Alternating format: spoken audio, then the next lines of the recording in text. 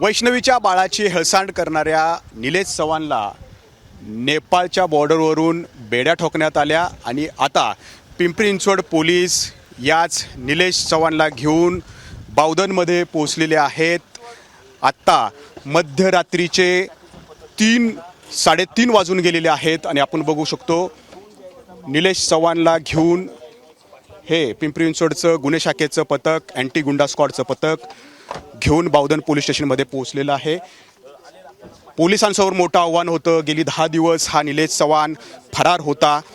अखेर त्याला इथं बेड्या ठोकण्यात आल्या आणि त्याला पुणे एअरपोर्टवरून आता पोलीस घेऊन इथं पोहोचलेले आहेत. गेली 10 दिवस त्यानं अनेक क्लुप्त्या ज्या आहेत त्या ठिकाणी अवलंबल्या होत्या. इथून पुण्यातून बाहेर पडताना कुठलंही ऑनलाईन ट्रान्झॅक्शन होऊ नये म्हणून त्यानं लाखो रुपयांची रोकड जी आहे ती सोबत या ठिकाणी ठेवली होती आणि मग तो इथून मुंबई, कर्जत, रायगड, दिल्ली, गोरखपूर मार्गे उत्तर प्रदेशच्या सोनोलीमध्ये पोहोचला.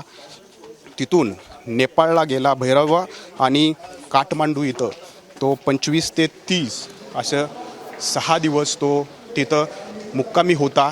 यावेळेला संवाद साधण्यासाठी त्यानं पुण्यातून ज्यावेळेला तो बाहेर पडत होता त्यावेळेला त्यानं जवळपास 4 ते 5 मोबाईल सोबत ठेवले होते आणि 4 ते 5 वेगवेगळे सिम कार्डसुद्धा त्याच्याकडं होते आणि प्रत्येक वेळी वेगवेगळ्या मोबाईलमध्ये वेगवेगळे सिम कार्ड टाकून तो संवाद या ठिकाणी साधत होता.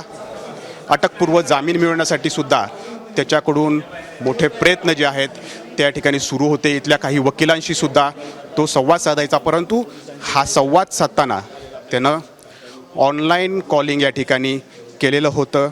पोलिसांना कोणताही सुगावा लागू नये म्हणून त्याने सगळी खबरदारी घेतलेली होती.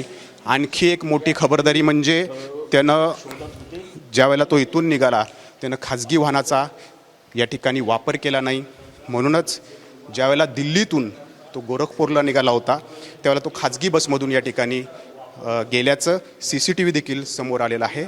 पोलिसांना गुंगारा देण्यासाठी त्यानं हे सगळ्या क्लुप्त्या केल्या होत्या, परंतु अखेर पिंपरी चिंचवड पोलिसांना दिल्लीतलं त्याचं लोकेशन तांत्रिक पद्धतीनं मिळालं आणि त्यानंतर पुढं तो कसा गेला याचे हे लोकेशन पोलिसांनी CCTVच्या आधारे या ठिकाणी मिळवले.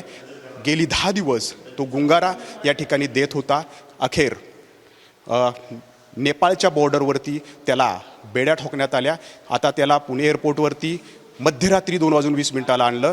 त्यानंतर थेरगाव पोलीस स्टेशनमध्ये थेरगाव रुग्णालयामध्ये त्याची वैद्यकीय चाचणी झाली आणि बावधन पोलीस स्टेशनमध्ये त्याला 3:45च्या सुमारास या ठिकाणी आणण्यात आलेलं आहे. अटकेची कारवाई आता सुरू आहे आणि उद्या सकाळी 10:30 वाजता त्याला पुणे सत्र न्यायालयात दाखल केलं जाणार आहे.